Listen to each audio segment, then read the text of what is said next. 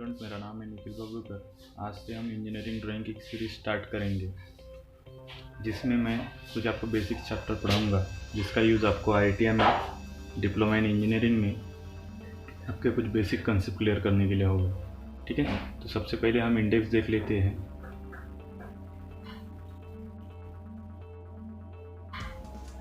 Index देख लेते हैं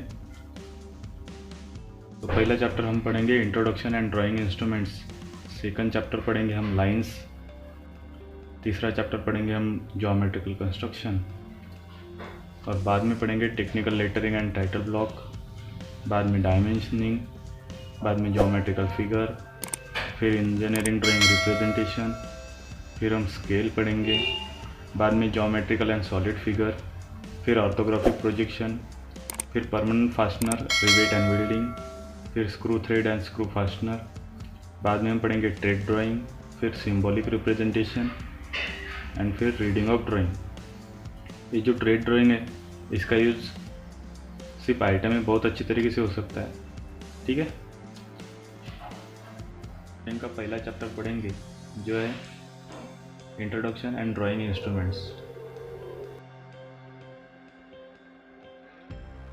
तो सबसे पहले हम इंजीनियरिंग ड्राइंग का इंट्रोडक्शन देख लेते हैं। ठीक है, इंट्रोडक्शन यानी क्या है, यानी इंजीनियरिंग ड्राइंग यानी क्या होता है कि किसी भी वस्तु का वास्तविक आकृति यानी ट्रू शेप को रेखाओं द्वारा प्रदर्शित करना। ठीक है, इसको ही हम इंजीनियरिंग ड्राइंग कहते हैं। तो इंजीनियरिंग ड्राइंग यानी एक वो लैंग्वेज है जिसके द्वारा इंजीनियर या टेक्नीशियन अपने विचारों का आदान प्रदान करता है। ठीक है, इंजीनियरिंग ड्राइंग स्पेशली ज्योमेट्रीय अथवा ज्योमेट्रिकल ड्राइंग पर आधारित है, यानी ज्योमेट्री को इंजीनियरिंग ड्राइंग में दो पार्ट में बांटा है। ठीक है, पहला पार्ट है प्लेन ज्योमेट्री और दूसरा पार्ट है सॉलिड ज्योमेट्री। तो प्लेन ज्योमेट्री यानी क्या? तो प्लेन ज्योमेट्री में हम 2D डायमेंशनल ड्राइंग निकालते हैं, 2 डायमेंशनल ड्राइंग निकालते हैं, और सॉलिड ज्योमेट्री में 3 डायमेंशनल निकालते हैं। इसीलिए ज्योमेट्री को इंजीनियरिंग ड्राइंग का बेस माना गया है, यानी ज्योमेट्री से ही इंजीनियरिंग ड्राइंग की शुरुआत होती है। ठीक है, इंजीनियरिंग ड्राइंग को 3 टाइप्स में बांटा गया है, जैसे हम देख लेते हैं टाइप्स ऑफ इंजीनियरिंग ड्राइंग। पहला टाइप्स है सिविल इंजीनियरिंग ड्राइंग। इसमें क्या होता है, आपको पता है, सिविल यानी बिल्डिंग कंस्ट्रक्शन, ब्रिज, रोड। तो इसके अंतर्गत सिविल इंजीनियरिंग ड्राइंग के अंतर्गत इंजीनियर बिल्डिंग्स, डैम्स, ब्रिज और रोड इत्यादि की ड्राइंग बनाता है। किस किस की? Building,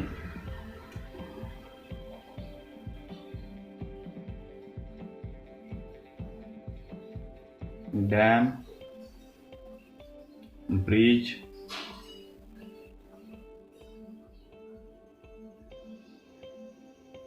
road etcetera. दूसरा टाइप देख लेते हैं हम,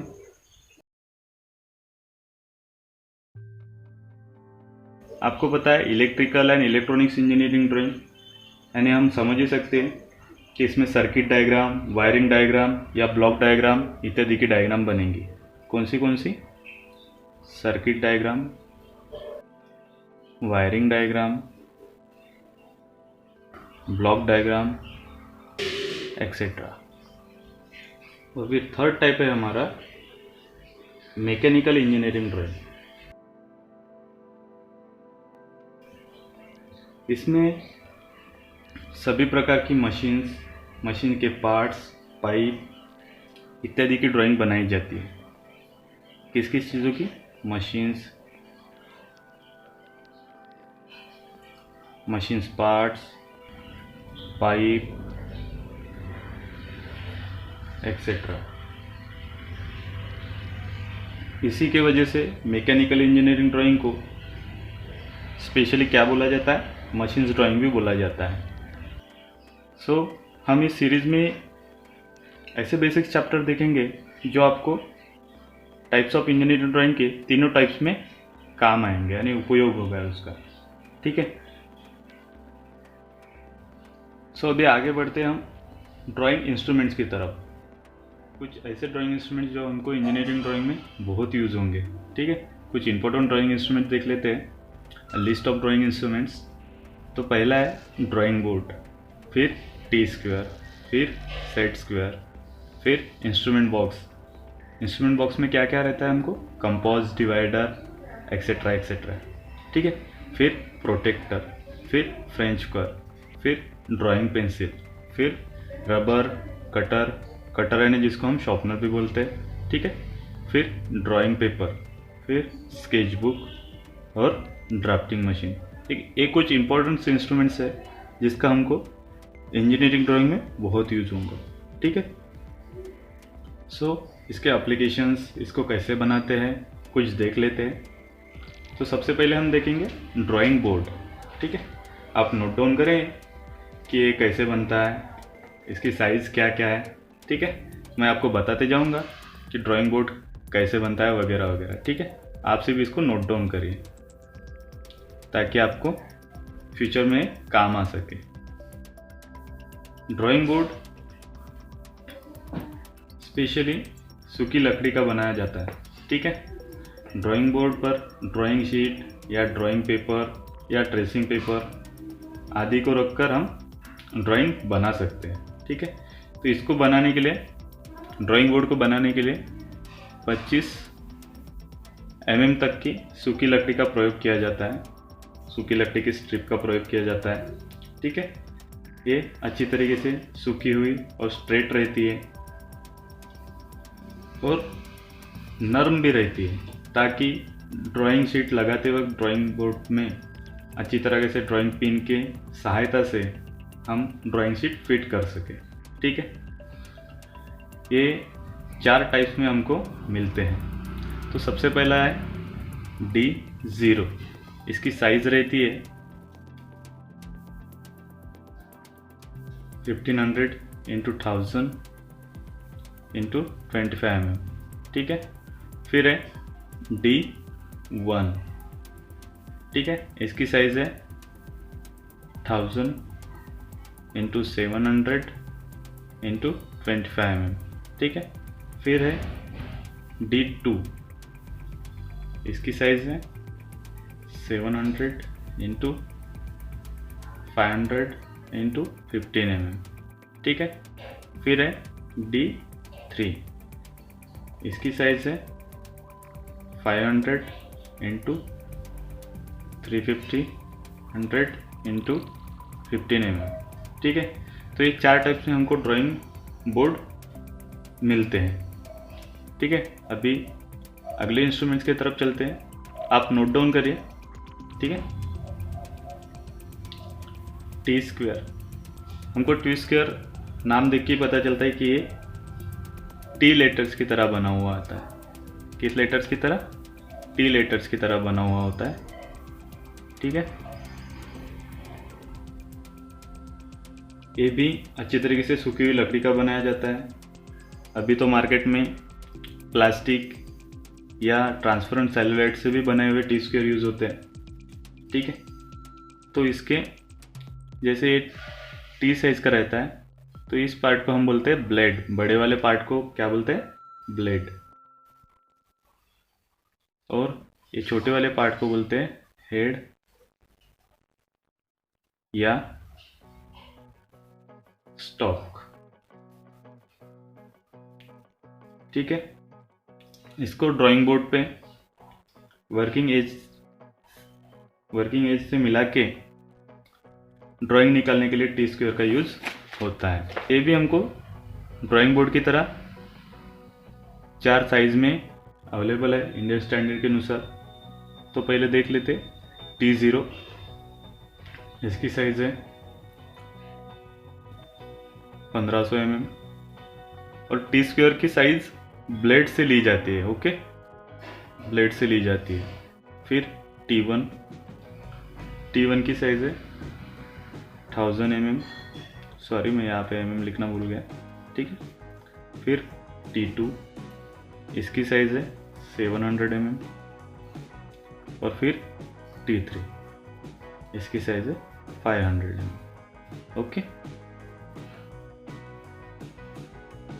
डाउन करिए, ठीक है। सेट स्क्वायर हमेशा त्रिभुज आकार में होते हैं, ठीक है। ये 2 के सेट में मिलते हैं। इसका एक कोण हमेशा समकोण होता है, यानी राइट एंगल होता है। क्या होता है? राइट एंगल होता है। सेट स्क्वायर या तो पारदर्शी प्लास्टिक या सेल्यूलाइड के बने होते हैं। 60 डिग्री तथा 30 डिग्री के कोण व 250 mm की लंबाई और 45 डिग्री कोण वाले 200 mm लंबाई के सेट स्क्वायर हम इंजीनियरिंग ड्राइंग में ज़्यादा प्रयोग करते हैं, ठीक है। 45 डिग्री कोण वाले सेट स्क्वायर में प्रोटेक्टर बना हुआ होता है। कई बार इसमें फ्रेंच कर्व भी बनाए हुए होते हैं, जिनका प्रयोग हम विभिन्न प्रकार की कर्व लाइन बनाने के लिए यूज करते हैं, ठीक है। अभी हम अपना चौथा इंस्ट्रूमेंट देखते हैं, जिसका नाम है प्रोटेक्टर।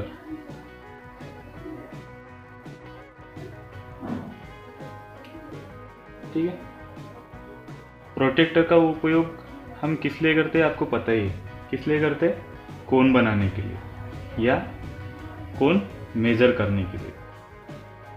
ये अर्धवृत्ताकार यानी हाफ सर्कल भी होते या पूर्ण वृत्ताकार यानी सर्कुलर भी होते हैं। हाफ सर्कल यानी अर्धवृत्ताकार में 0 डिग्री से 180 डिग्री तक मेजर कर सकते हैं, और सर्कुलर प्रोटेक्टर यानी पूर्ण वृत्ताकार में हम 0 डिग्री से 360 डिग्री एंगल मेजर कर सकते हैं, ठीक है। इसकी सहायता से हम 1 डिग्री से शुद्धता के कोण भी बनाए सकते हैं या मेजर कर सकते हैं, ठीक है।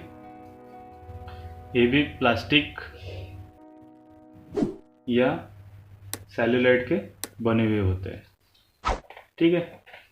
अभी हम देखते हैं हमारा 5वां इंस्ट्रूमेंट्स, जिसका नाम है ड्राइंग इंस्ट्रूमेंट बॉक्स।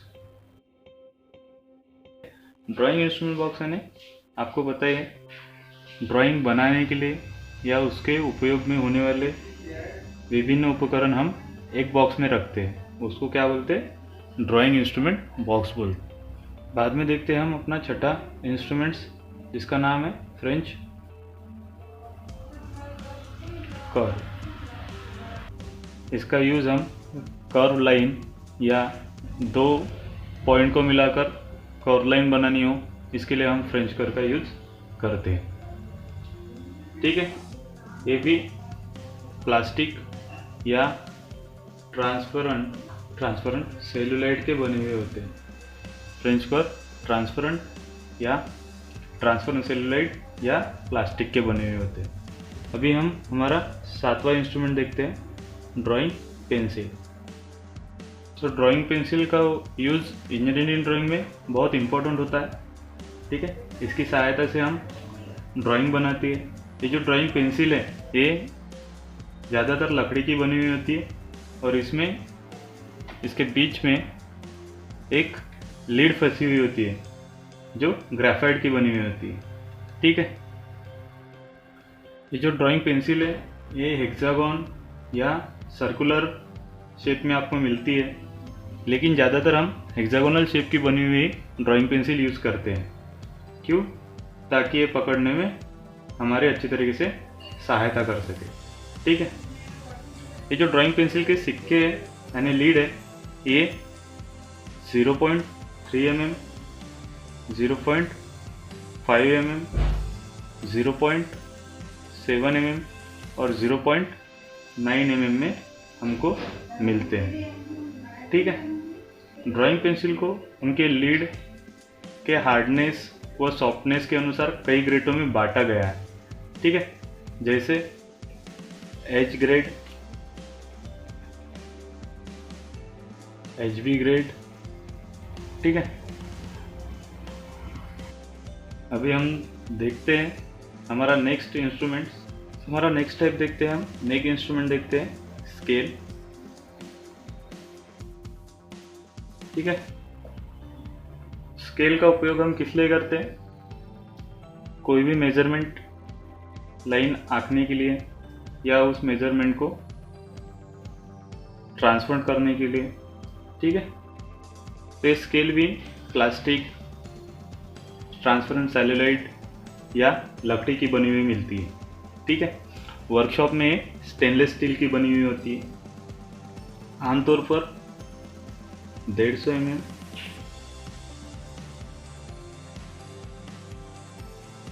500 mm लंबे और 20 mm चौड़े और 300 mm लंबे और 35 mm चौड़ाई वाली स्केल का यूज़ हम करते हैं। अभी हम हमारे नेक्स्ट इंस्ट्रूमेंट की ओर बढ़ते हैं, जिसका नाम है ड्राइंग पेपर। ठीक है, ड्राइंग पेपर में एक विशेष गुण होता है जिसमें बनाई वाली रेखा रबर से मिटाई जा सके। तो ये इंडियन स्टैंडर्ड के अनुसार हमें कई साइज में मिलते हैं, जैसे ट्रिमिंग साइज, अनट्रिमिंग साइज, यानी पेपर काटा हुआ या न काटा हुआ। ठीक है, तो हम इसकी साइज देख लेते हैं। तो सबसे पहले A0 की ट्रिमिंग साइज देख लेते हैं, ट्रिमिंग साइज और अनट्रिमिंग साइज। तो A0 की ट्रिमिंग साइज रहती है, आप नोट डाउन करिए, ये सभी साइज mm में रहती है। ठीक है,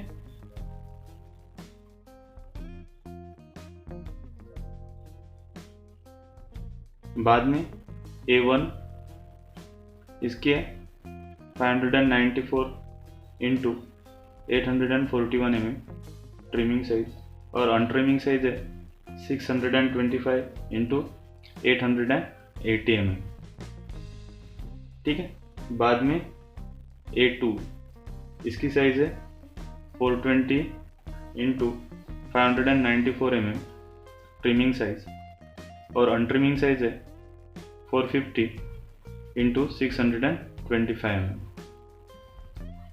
ठीक है, फिर A3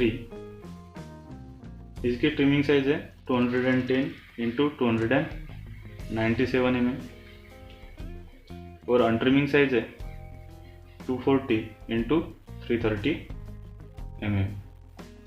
ठीक है, फिर आते हैं हम A4 की तरफ। इसकी ट्रिमिंग साइज है